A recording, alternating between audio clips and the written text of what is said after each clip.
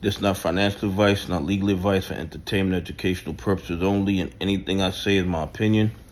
Please don't make any financial decision based on anything I say in these videos.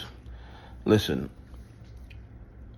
subscribe to the channel. Double check you're still subscribed to the channel. I'd really appreciate that. We need more people becoming aware of what's going on in the stock market. Guys, listen. We have learned over the last 5 years that the SEC, the DOJ, and the FBI turns a blind eye to majority of the fraud and corruption in the United States stock market, and especially when the victims of these crimes are retail investors, pension funds, and institutions that follow the rules.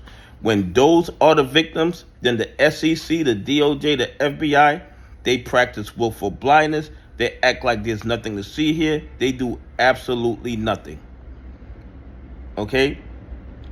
So, out of 100% of the crime that goes on in the United States stock market, maybe 5% is even brought to the attention of the regulators. And a majority of the time, what do? They give the bad actors a small fine. They never have to plead guilty to anything.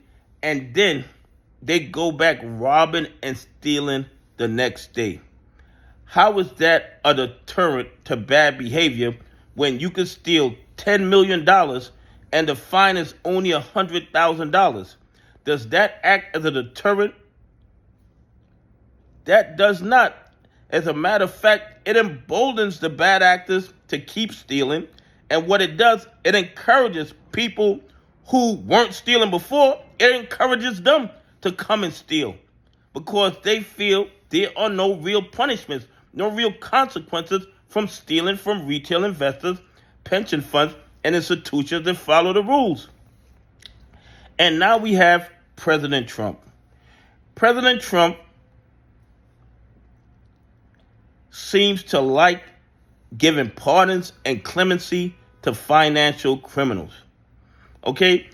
If you're a financial criminal and you know if you get caught, and it's a small percentage of you getting caught, a small, tiny percentage, less than 5%. If you are part of that 5% that might have gotten caught and might have gotten a jail sentence, if you know that President Trump will give you a get out of jail free pass, why would you stop stealing? First of all, hardly anyone ever gets caught because the SEC, the DOJ, and the FBI always act like there's nothing to see here. They practice willful blindness to the fraud and corruption. But when they do get caught, they can now depend on President Trump to give them a pardon. How does that deter financial crimes in the United States stock market? President Trump has all this time to research all these financial criminals and give them pardons, give them clemency, yet he has no time to sign an executive order to ban shorting in the United States stock market until the naked shorting is out of control. You have this guy, David Gentile. According to his rap sheet, he had a $16 billion Ponzi scheme hedge fund, stole $16 billion. He was sentenced to 7 years in jail, $16 billion fine, 7 years in jail. I know a lot of criminals that would do 7 years standing on their head to make $16 billion. They would do 7 years smiling for $16 billion. But that's not the purpose of this video. The purpose of this video is this. The guy might have spent not even a week in jail, and Trump gave him clemency. Trump let him go. He is now home with his family for the holidays. Guys, we are in a time in America where financial crimes are being ignored. And the only way we're going to get any type of justice is in a civil court.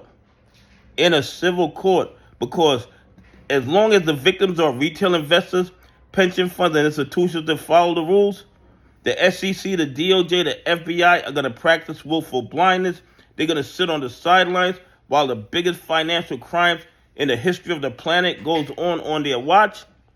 And even if they convict these criminals and give them jail time, they have their people call the White House, and all of a sudden they get pardoned, they get clemency, and nobody is held accountable for robbing and stealing from us.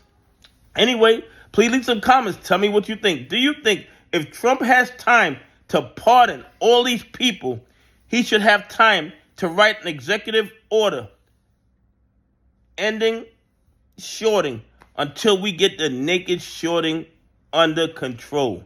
Because we all know that the naked shorting is the biggest tool that these criminals use to rob and steal from retail investors, pension funds, and institutions that follow the rules. Anyway, have a great day. God bless, and I appreciate y'all on this journey with me.